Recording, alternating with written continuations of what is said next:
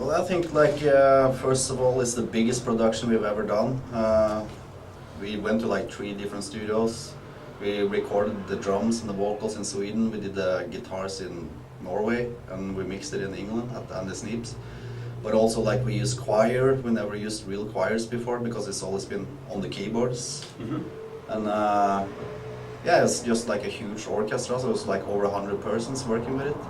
And also like with sample work, a lot of native Norwegian chanting, you know, we never used that before. So, you know, just a combination of all the experimenting with new sounds and studios and the ways of recording, you know. I mean, it's maybe like 1 step backwards and 2 steps forward, you know, like we try not to go away from the Dimmu, what's the soul of Dimmu, you know, that's to create epic music and make it sound big, you know, and I think that's the main element, but at the same time we weren't afraid to like do the new stuff that we tried out, and no, you know, it's we were very open-minded. We didn't have any restrictions, you know, we can't do that, we can't do that.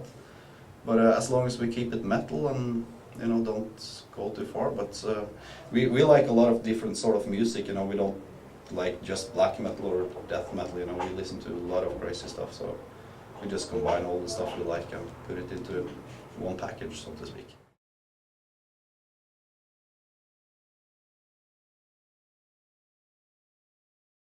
Yeah, totally. I mean, we work very hand in hand, you know. I make a guitar riff and then Shaggy maybe put some keyboards on top, and then he makes a keyboard riff and then I make some guitars on top. So, but we try not to make, we try to find a good balance, you know, so it's not too much guitar and not too much keyboard. If a guitar riff is very technical, it's stupid to put keyboards on top, you know. So we try to find a, not to make it too technical, but, you know, try simple, catchy guitar riffs and then put keyboards on top of it. So. No, but I think if you listen to like Puritanical, that album is also very guitar oriented.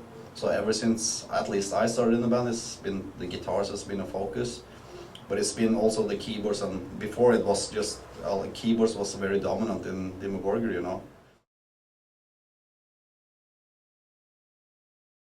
We like to keep it like a secret, but you know, we have guest singers, you know, doing some vocals, and a female singer. We never had that before.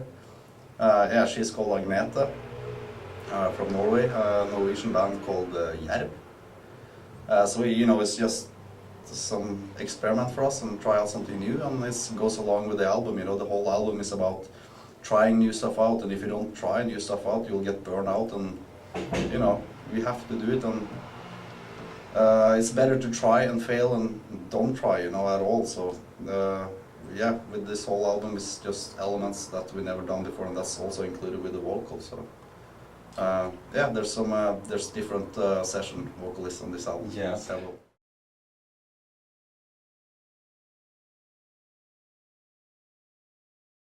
Yeah, it's great. I mean, those guys are really cool, and it really goes along good with Dimmu Borgir because they also use makeup and they have the spikes. So I mean, the stage show is pretty much the same direction as we have. So yeah, we toured with them a couple of times, and it's been very good. And yeah, Derek has played for Vader before, so you know, all the Polish drummers are exceptionally fast, you know. So and he can play slow stuff and fast stuff. So it's been, yeah, very good. You know, the Polish guys has a lot of talented musicians, you know, so if you need to find musicians, you have to look to Poland, I guess. Dara is a permanent member now, so we'll see how that goes, you know. But he's done a few tours and festivals with us, and he's never disappointed live, you know. He's very steady with the bass drums and never fuck up, and so it's very good to have like the driving force in the band that like never fucks up, you know, so that's good, and it makes it easier for the guitars to follow. So that's why we used him on the album, because he proved he's been in the band for like a few years now, you know. So he proved his place, and he played on the new album, and you know, so of course he's a permanent member. But Okay.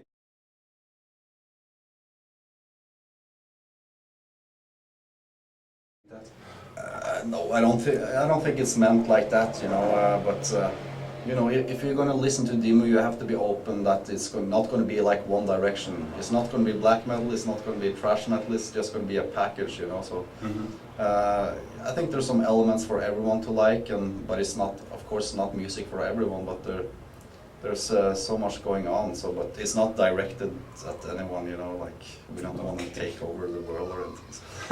So.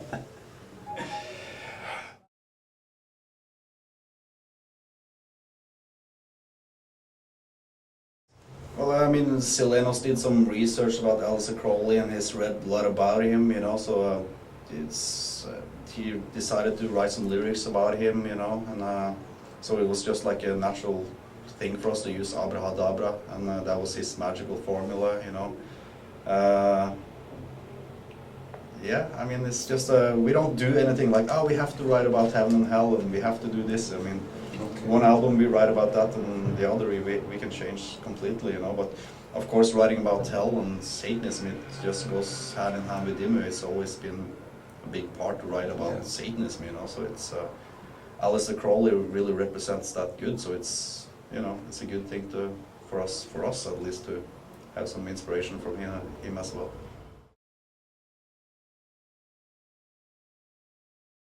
We're just gonna, you know, play from all the albums. I mean, we released a few albums now, but it's gonna be, we don't want to play most songs from the new album or anything like that, so it's gonna be from the old albums. So we haven't really decided which songs yet, but it's gonna be, you know, everything from maybe Stormblast and From Darkness Triumphant, you know, but we should play at least 4 or 5 songs from the new album, you know, because it's very good songs to play live, I think. So it's just gonna be a good mix of all the albums, and we're actually going to decide now which songs to use, but it's going to be like the normal songs we usually play, like Puritania, we have to play, Morning Palace, of course, you know, Progenies we have to play.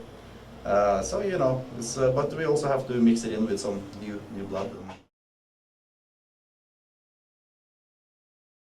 Yeah, well, we will do that. That's actually in the plan, to have a thing to do that. But I mean, yeah, for touring it's not going to be possible, you know. We need like 10 tour buses and, you know, feed all of them. It's not going to be possible. But yeah, we have a plan to do that, but it's a bit sacred still, so I have to keep it a bit.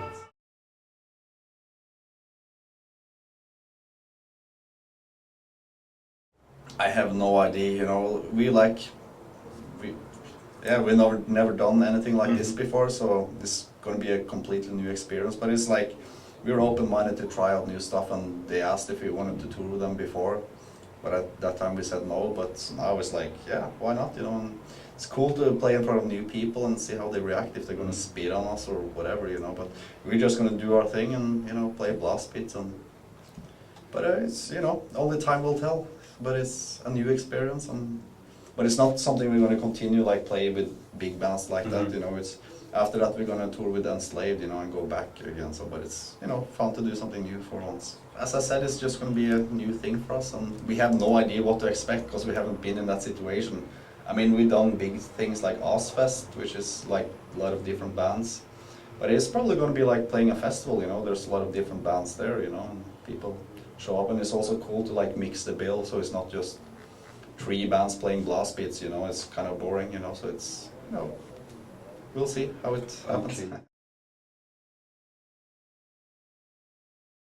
Well, I always like known Dimmu Borgir because all my child and Dimmu Borgir used to like rehearse at the same places, and I went to the same school with Shagrath and the same class. So I mean, we always been very close, you know, but they did their thing and I did my thing, you know. So I knew very much what Dimmu Borgir was about, and musically it wasn't really that big difference from what I was used to, you know, because all my child also had keyboards, you know. So it was just a natural step for me to, when I joined there, I felt like really at home.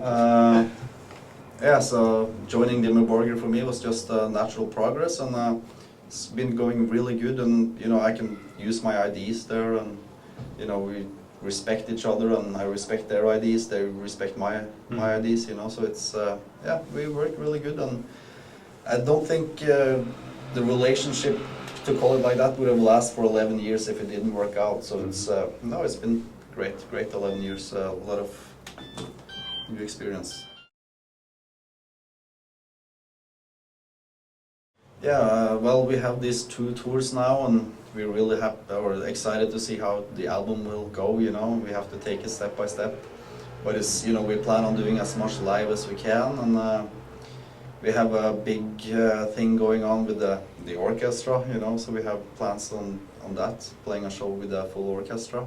Mm-hmm. And at the summertime, we're just going to do all the festivals we can do and play as much as possible and keep the spirit alive, you know, and work hard on the next album. And we see how the reaction is with this album, you know, and we start working with the next album. So all the members in Dimmu have like personal projects. Shagrat has Chrome Division, Mm-hmm. and Silence has Insidious Disease, and I have All My Child. But I have a break now with All My Child. The contract is done and stuff, so you know, I'm just gonna focus on Dimmu Borgir for a while, and the other guys will do their thing. So yeah, it's just something to do when it's not too busy with Dimmu. So.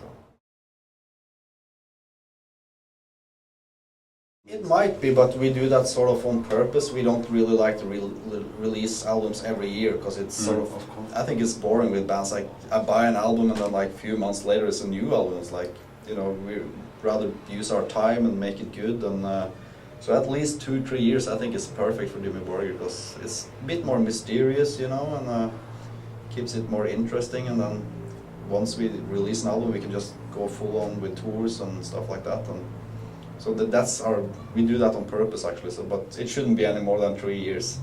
You know, if it's 4 years, it's too long. But 2-3 years is good. So we'll see how long it takes now. But as soon as we're done with playing live, we will start working again. So we're in a good spirit right now and creative process. So. Broken on the breaker.